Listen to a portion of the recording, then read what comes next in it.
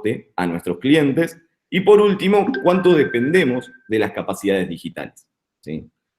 Bueno, a continuación vamos a ver un poco cada uno, ¿sí? En el primer paradigma es que sobre cómo adquirimos clientes sin la posibilidad de contar ya con la tienda física, el efecto crisis cuarentena, por así decirlo, sabemos que las ventas online van en aumento desde hace muchos años, ¿sí?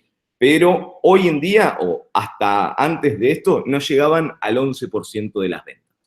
Y como consecuencia de esta crisis, hoy muchas empresas están de forma forzada y por fuerza mayor tratando de generar esas capacidades para poder venderle al cliente, para poder adquirir nuevos clientes sin verle la cara, digamos, por decirlo de alguna forma.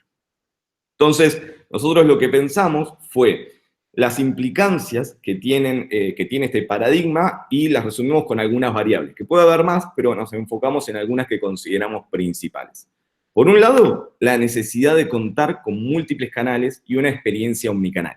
Los patrones de consumo están cambiando y hay eventos como esta crisis u otros eventos que han pasado en la historia que fuerzan a cambios abruptos. La necesidad de contar con múltiples canales para justamente atender a esos clientes no es un capricho, y diferentes segmentos de clientes y diferentes formas de comprar pueden requerir estrategias de canales distintas. Entonces, además de que obviamente los tiempos y los cambios de hábitos de consumo se aceleran con este tipo de cosas, nosotros tenemos que estar preparados para poder darle una experiencia omnicanal a nuestros clientes. Por otro lado, la crisis potenció el desafío de migrar, ¿sí?, hacia esos canales digitales. Los canales digitales son mucho más eficientes y permiten diseñar experiencias de cliente efectivas realmente.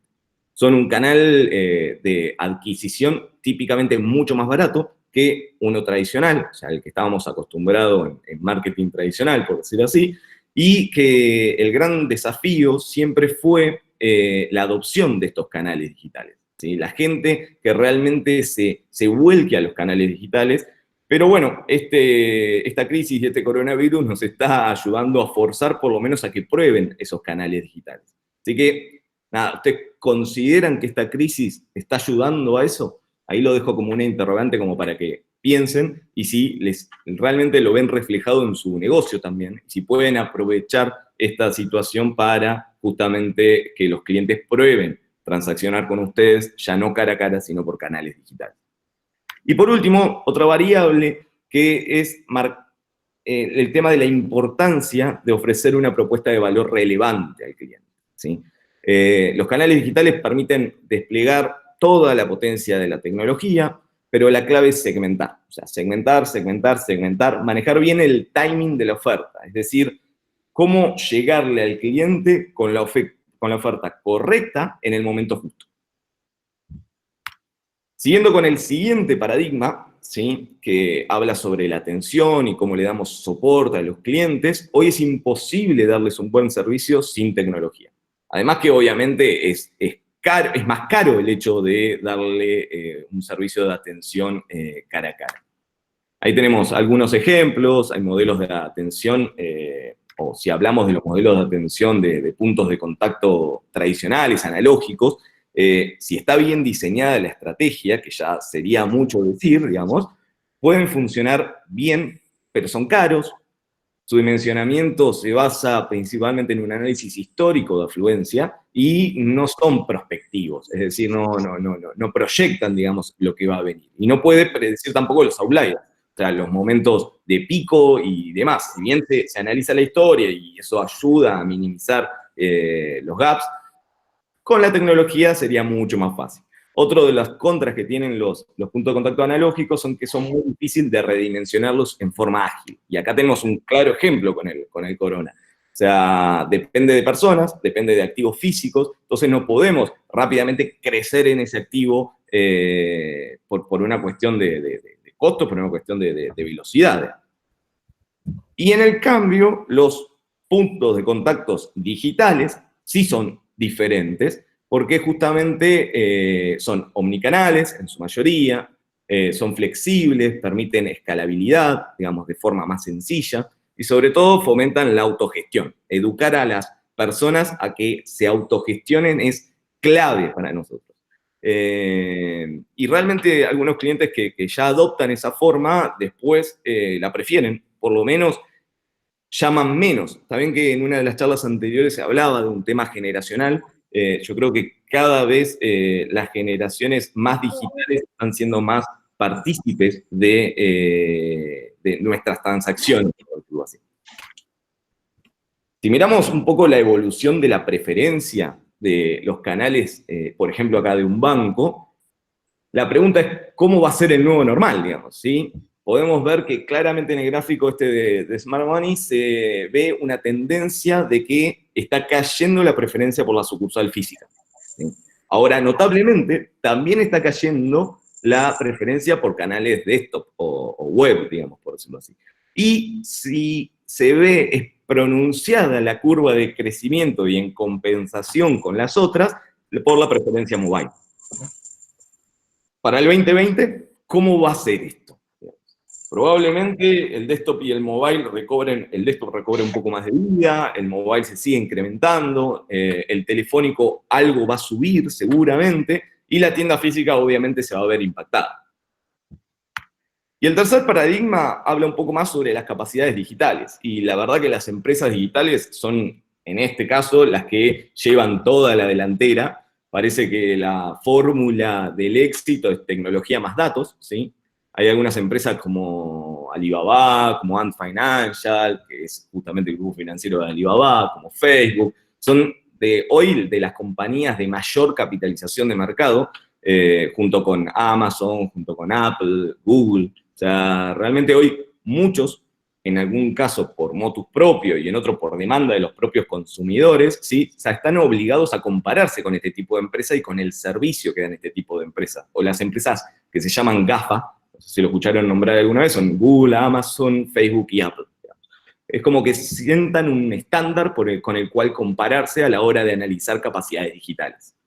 Ahora, ¿qué hacen bien todas estas compañías? Justamente es tecnología y procesamiento de datos, más allá de un montón de variables, obviamente, pero tecnología y procesamiento de datos son de las primeras capacidades que generan. Y un dato de color, hoy Mercado Libre, para llevar a un ejemplo más local, Mercado Libre vale a nivel de market capital 10 veces YPF. Por lo tanto, también se está dando eso en la región, en lo local. Digamos. Como resumen un poco de lo que son los paradigmas, entendemos que la crisis dejó en evidencia que las empresas no digitales, ¿sí?, tienen un camino para seguir. ¿Cuál es ese camino para seguir? Transformación digital. O sea, inclusive hasta los comercios más chicos, minoristas, farmacias, almacenes, carnicerías, hoy se están transformando a una velocidad tremenda. Desde los gimnasios que empezaron a dar clases de gimnasio por Instagram o online, hasta las empresas más grandes que migraron todo a trabajo remoto. O sea, realmente es un tema a poner en agenda dentro de las primeras prioridades de una estrategia del negocio. Vamos a hacer un poquito interactiva la charla y los invito a acceder a este Mentimeter. La URL figura ahí en pantalla, es www.menti.com. Tienen que ingresar, pueden ingresar desde su teléfono, así no les complica la pantalla.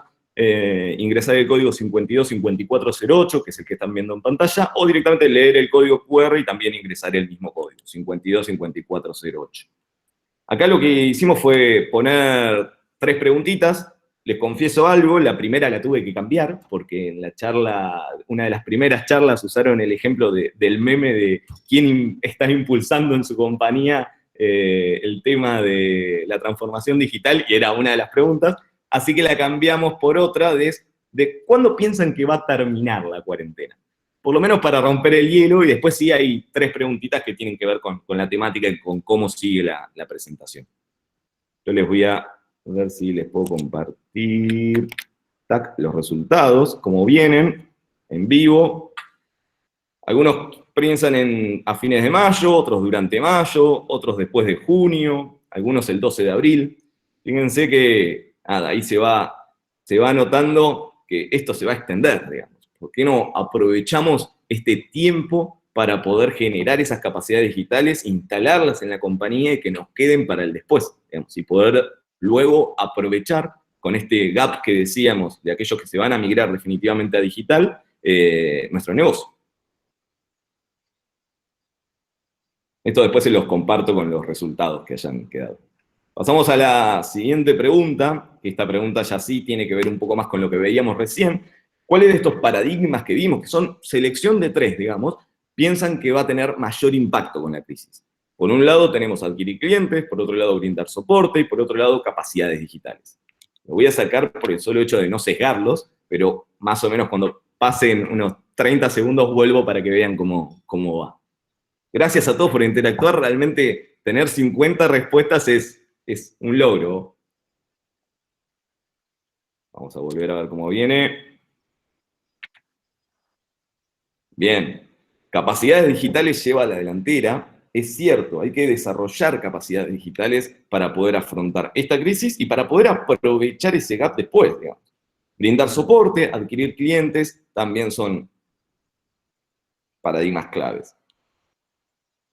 Ahora, de adquisición de clientes, sobre capacidades digitales vamos a profundizar, pero sobre adquisición de clientes, ¿qué piensan que va a ser, y vuelvo a salir, cuál piensan que es una buena estrategia para cubrir hoy estas no transacciones cara a cara, digamos? Que no puedo en el supermercado levantar a un cliente con el stand, o no puedo en el shopping con el stand levantar a un cliente que viene caminando y demás.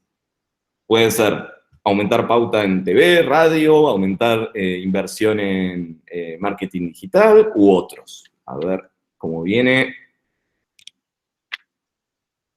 Aumentar inversión en marketing digital. Buenísimo. Bueno, vamos a profundizar ahora sobre ese tema, o marketing automation, para hacerlo un poco más elaborado. Y vamos a la siguiente. ¿Cuál considera que es mejor para la atención de clientes? Yendo al otro paradigma. Aumentar agentes en el call center, invertir en contact center en mi canal, o invertir en inteligencia artificial. Hoy vimos varias charlas de cómo hablaban que la inteligencia artificial está potenciando los contact centers, ya no solo en el hecho de poner un chatbot, sino en el tema del ruteo inteligente, poder hacer el fit de la personalidad del cliente con el asesor más que mejor haga el fit, poder tener análisis de los audios, y detectar llamadas críticas a analizar. Evidentemente, las dos prioridades son invertir en el contact center omnicanal e invertir en inteligencia artificial. Bueno, terminamos con el Mentimeter y ahora sí vamos a la presentación y seguimos con algunos de nuestros offerings para justamente acompañarlos en este gap. Por un lado, en lo que es la forma en que adquirimos clientes, Marketing Automation, es un poco lo que ustedes marcaron en las respuestas, y política de contactabilidad son dos offerings que tenemos que realmente están pensados en poder ayudarlos a adquirir clientes en transacciones digitales. Después, por el lado de cómo damos soporte a nuestros clientes, Contact Center 360, los portales self-service, autoatención, e inteligencia artificial pensada para los servicios de soporte y atención a clientes, también son clave tenerlos en cuenta. Y en cuanto a capacidades digitales, nosotros somos una consultora, por lo tanto tenemos distintas actividades de talleres y bueno, hacemos un assessment de capacidades digitales, que ahora vamos a profundizar un poco, y también diseñamos un poco la estrategia digital de nuestros clientes. Vamos un poquito a Marketing Automation. Marketing Automation, como bien dice la palabra, es un poco la automatización del marketing o la profesionalización de la gestión del relacionamiento con clientes.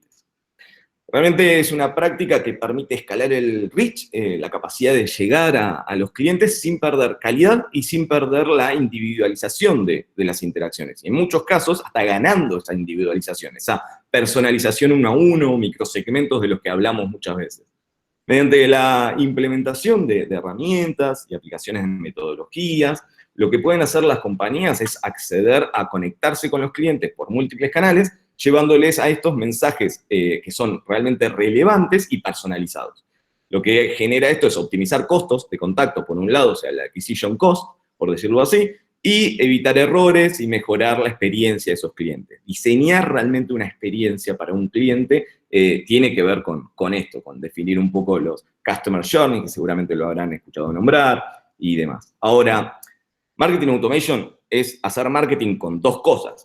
Por un lado datos y por otro lado tecnología. Viene de la mano con este tercer paradigma.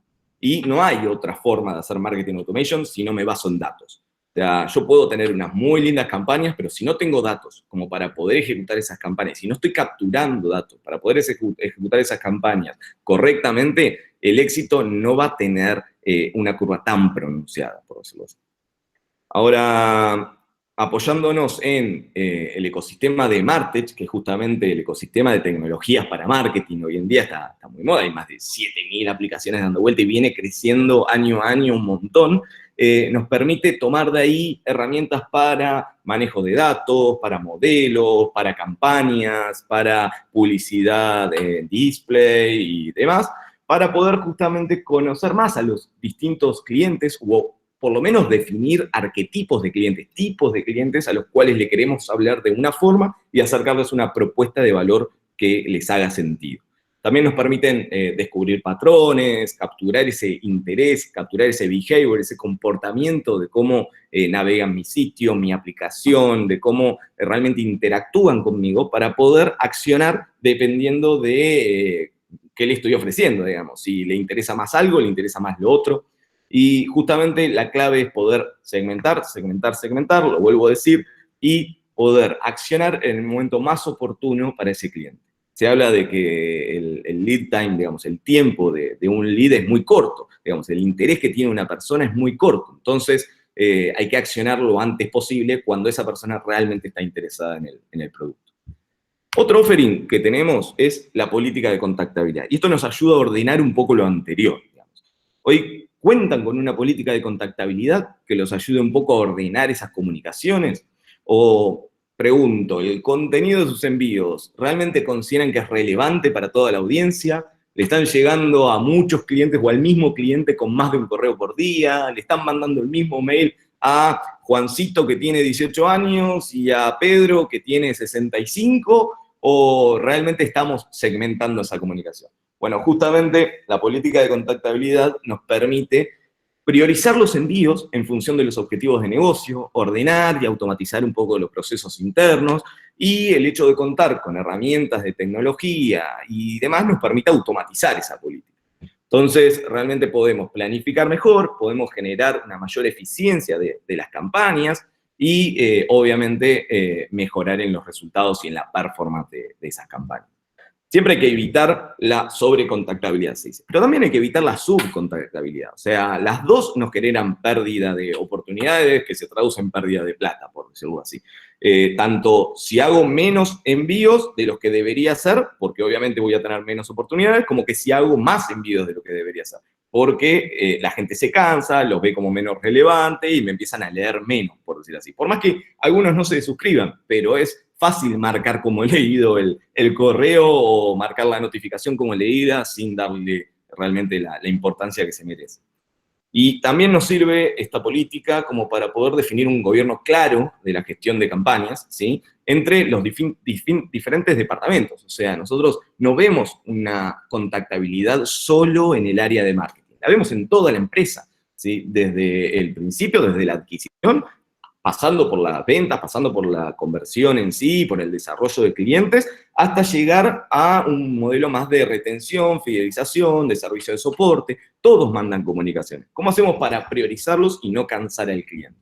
Bueno, justamente esto nos permite unificar el criterio entre todas las áreas, ponernos de acuerdo en cuáles van a ser más prioritarias que otras, definiendo reglas simples, claras y procesos que nos permitan llevarlos a cabo. Pasando al siguiente paradigma, un poco de los servicios de atención, nosotros trabajamos en conjunto con clientes en definir modelos de atenciones digitales a partir de centros de contacto omnicanal, diseñando un poco ahí experiencias para los distintos arquetipos de clientes que veíamos antes. Uno en principio define ese arquetipo de cliente como para capturarlo y después se da cuenta que también ese mismo arquetipo de cliente me sirve como para poder darle un mejor servicio y hablarle un poco como ese cliente espera. También algunos de los elementos claves del contact center omnicanal son la vista 360 del cliente, y no solo de los datos del cliente, sino de todas las interacciones que tuvo conmigo como empresa, desde las compras hasta los reclamos que hizo. Digamos, esto también me ayuda a limitar un poco las campañas de marketing por el otro lado. Si tengo un cliente enojado con un reclamo, ¿le voy a llegar con una promoción o espero resolver ese problema y después le llego con la promoción? Bueno, esas cosas hay que tenerlas en cuenta. Otro punto clave de esto es una base de conocimiento inteligente, digamos, que no solamente potencia a los agentes, sino a los mismos portales de autogestión, ¿sí? Como para poder darles a los clientes cada vez más información en esos portales. Tener en cuenta, obviamente, la integración de canales tradicionales y nuevos canales, desde WhatsApp, que hoy se mencionó, canales realmente donde esté cada uno de esos arquetipos de cliente. Lo importante es estar donde ese cliente está y hablarle de la forma que ese cliente nos está esperando que le hablemos. Siguiendo un poco con esto, también lo que tenemos es capacidades de inteligencia artificial para aprovechar, digamos, que nos permiten potenciar ese proceso de atención en el todo, digamos, por decirlo así, como hablábamos antes, desde el ruteo inteligente, ya sea asignando al mejor agente para una casuística o haciendo el fit con el mejor agente que tenga una personalidad similar o que lo vaya a tratar de una forma similar al cliente que está esperando ese trato, o aplicación de modelos de recomendación con Machine Learning, predicción de posibles bajas, todo lo que se llama attrition o churn, dependiendo de la industria, y diferentes alternativas de canales automáticos, por chat, sea por voz, sea para brindarle en sí a los clientes un canal de autogestión de forma diferente, más interactivo, que realmente lo atrape ese cliente y le dé gusto hablar por ese canal. Otro de los usos de la inteligencia artificial es para nivelar un poco el seniority de los distintos ejecutivos del contact center, desde los más junior hasta los más senior, apoyándose en esa base de conocimiento inteligente que le dé información contextual de la casuística como para que pueda, por un lado, resolver el caso en menos tiempo, por otro lado, tratar de resolverlo en el primer contacto, el First Contact Resolution Rate, que es clave métrica o KPI para los contact centers, y también, de última, si no lo pudimos resolver en el primer caso, por lo menos reducir la cantidad de interacciones que tengamos con ese cliente y los tiempos internos entre las distintas áreas. Yendo un poco a las capacidades digitales, ¿sí? Desde Seibo nosotros tenemos una pasión y una obsesión por investigar las buenas prácticas de management y crear distintos frameworks y puntos de vista que nos permiten es justamente hacer este tipo de assessment, ¿sí?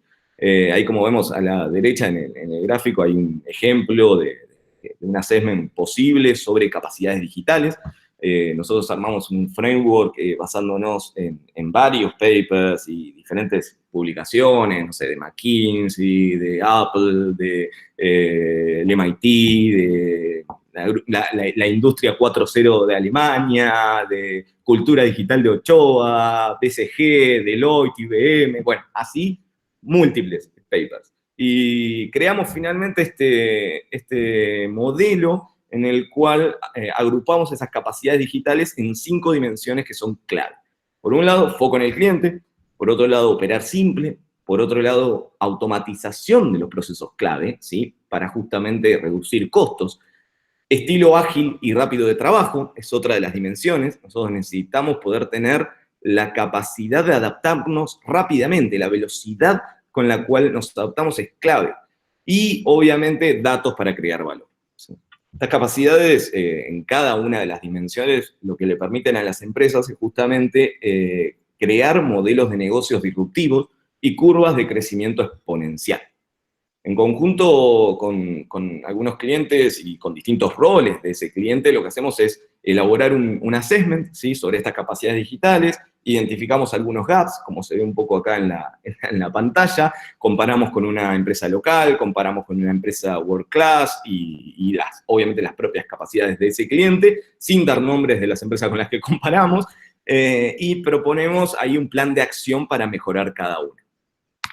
Después de hacer esto, ¿qué viene? Y bueno, justamente dicho plan de acción se puede convertir en un portfolio de estrategia de iniciativas digitales, digamos, en donde con diferentes metodologías lo que hacemos es ir armando esas iniciativas dentro de lo que va a ser el día de mañana un portfolio.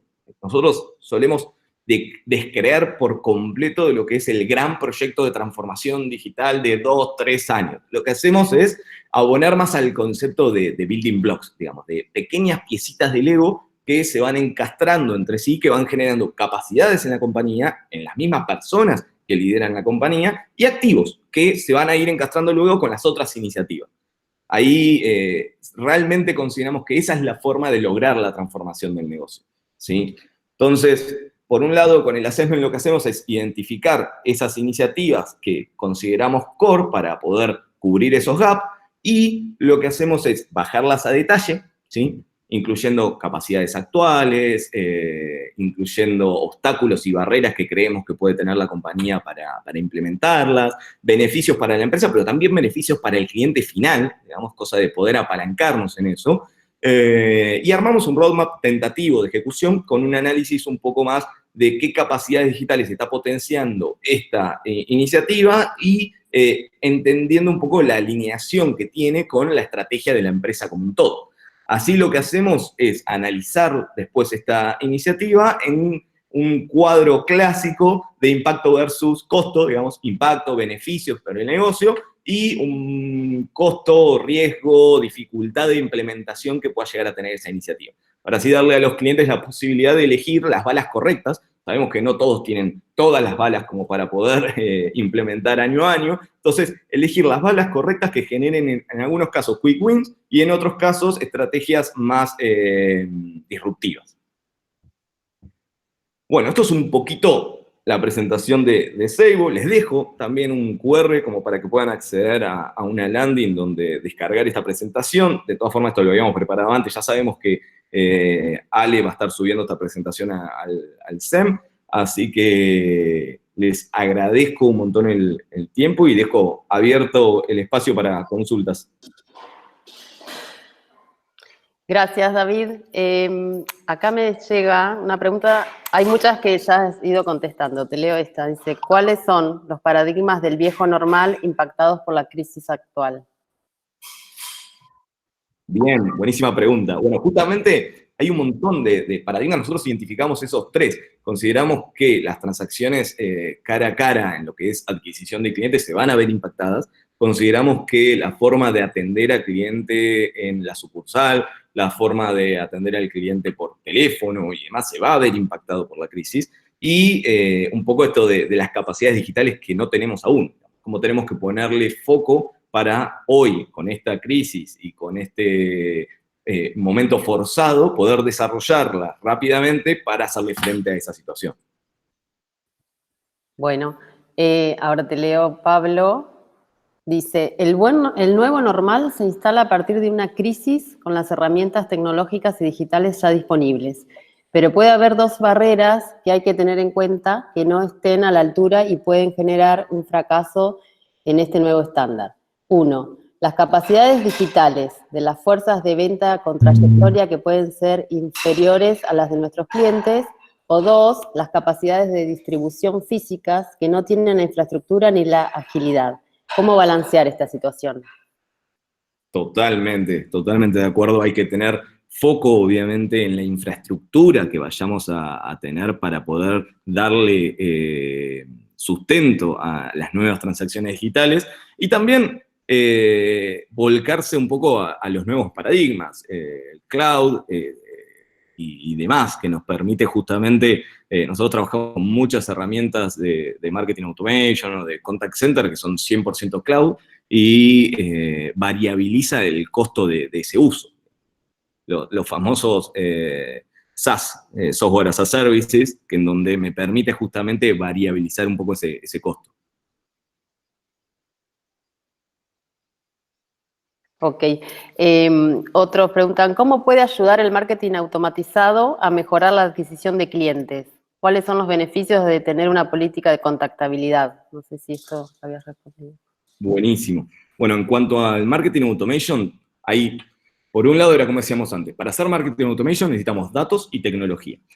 Y hay 3 frentes en los cuales se basa el marketing automation. Por un lado, en captura de datos, o sea que es clave alineado con los datos que necesitamos. Por otro lado, el hecho de poder orquestar campañas en distintos canales y diseñar esa experiencia de clientes. Ahí ya también ganamos un gran beneficio porque no vamos a tirar solamente un email, sino vamos a entender cómo se comporta esa persona ante distintos estímulos que nosotros les hacemos y vamos a poder reaccionar en función de ese comportamiento. Y el tercer pilar es poder calificar a esos personajes interesados, o los leads, los famosos leads, poder calificarlos para los distintos negocios. Un lead tal cual, tal vez no aplica para un modelo, para un producto, para un servicio, pero sí aplica para otro. Entonces, poder empezar a categorizar y a segmentar esa audiencia para mejorar también en la relevancia de las comunicaciones que hacemos. Bueno, acá Sebastián te dice, David, ¿cómo priorizamos las reglas de contacto con los clientes cuando paralelamente necesitamos comunicarles cuestiones tales como incentivo a los canales digitales, posibilidad de venta online, captura de feedback a través de encuestas, etcétera? Bien, bien. Nosotros trabajamos con un modelo de comparativo de matrices, por decir así, en donde lo que hacemos es ponderar los distintos criterios. Ese sería un criterio, son comunicaciones de regulación o comunicaciones que tengo que enviar sí o sí dentro de esa matriz, y entre todos, entre todas las áreas o responsables de las distintas áreas de una empresa, definimos cuál va a tener prioridad sobre cuál y qué espacio se va a reservar para poder hacerles envíos de ese tipo de comunicaciones a los clientes, o en el caso de que sean regulatorias, que se tienen que enviar sí o sí, cómo vamos a reordenar el plan y la agenda y la calendarización de nuestras comunicaciones para darle espacio a esa comunicación. Ok, acá espérame, porque entre que me saco el micrófono y pongo, dice, Juan te dice, muy clara tu presentación. Mi consulta es, ¿qué pensás de una posible saturación de los canales digitales por multipresencia de propuestas? Bueno, ahí es clave la relevancia, digamos. Nosotros tenemos que buscar ser relevantes para el cliente para que ante la gran demanda de super ofertas que tenga por todos lados, realmente nos siga porque le estamos dando algo de valor. Y no solamente porque tuvimos la oferta en el momento, la oferta clave, digamos, sino porque realmente nos sigue y genera también una fidelidad con nosotros por el hecho de ir dándole constantemente algo de valor y que valore esa persona. A ver, espérame un segundito. Dice, entonces, ¿no crees que habrá un desbalanceo entre los que tienen más presupuesto de los que no? Te dice es posible, también. es posible, por eso es que hoy en día las grandes empresas están invirtiendo muchísimo en estrategias de marketing automation y demás. Lo que yo puedo decirles es que a veces con poco presupuesto se pueden hacer buenas cosas y la calidad es fundamental, digamos. Hay muchas empresas que gastan un dineral impresionante en este tipo de estrategias de marketing automation y me llegan 20 correos por día de la misma empresa. Entonces, realmente, con un buen mix y con una buena propuesta de valor, creo que el presupuesto puede llegar a ser un problema, pero si logramos diferenciarnos un poco, podemos hacer mucho más de lo que las empresas con grandes presupuestos están haciendo un montón. Ok. Me preguntan, ¿cuáles son los principales dolores de los centros de contacto actuales? Bueno, los procesos no traqueables end-to-end, el hecho de, no, quedó en cobranzas, la cantidad de interacciones con el cliente, los tiempos de respuestas que se estiran, la imposibilidad o los ratios de resolución en el primer contacto muy bajos, y todo eso genera costos y cada vez más costos, digamos. Entonces, o saturación de la línea, yo llamo por teléfono y tengo que esperar 10 minutos por algo que en el portal de autoconsulta o por el asistente virtual lo pude resolver en el momento. O sea, hay que estar preparado justamente para brindarles a los clientes ese tipo de canales. Bueno, yo acá no tengo, pero a ver, esta última dice, ¿cuáles son las dimensiones y capacidades digitales principales en las que tiene que trabajar hoy una organización? ¿Y qué es un portfolio de iniciativas digitales? Que eso lo habías nombrado. Bien, bien. Bueno, a ver, las 5 dimensiones, y adentro hay varios ejemplos, son Por un lado, el foco en el cliente, ¿sí? Tenemos que estar 100%, poner el famoso customer centric, es real, digamos. Por otro lado, el operar simple, ¿sí? No transacciones rebuscadas, sino operar simple. La automatización de procesos, digamos, algunos procesos hoy que se pueden automatizar, he leído algunos insights ahí de que el 80-70% de los procesos se pueden automatizar, aprovecharlo, automatizarlo. Hay un concepto que se llama RPA, Robotic Process Automation, que hay muchas compañías que lo están fomentando.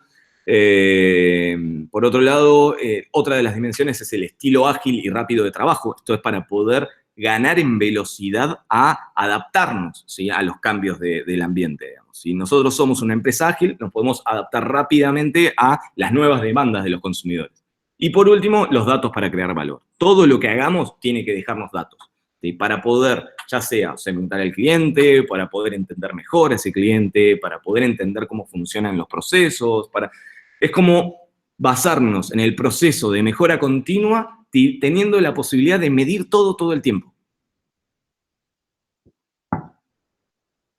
Bueno, David, por acá Bueno. en el chat no entran más preguntas. Por mail Muchísimas tampoco. gracias a todos por el espacio y me quedo en la charla porque está súper entretenida. Muchísimas gracias, David, muy claro. Y gracias por tu apoyo, no solamente por la charla, sino por el apoyo incondicional que nos diste para que este congreso sea posible. Gracias. Acá también te están agradeciendo por el chat. Bueno, nosotros ya estamos subiendo tu presentación y esta grabación a la comunidad SEM. Y bueno, si les parece, en 20 minutos a las 12 en punto, tal cual teníamos estipulado, continuamos con Gustavo Papasergio.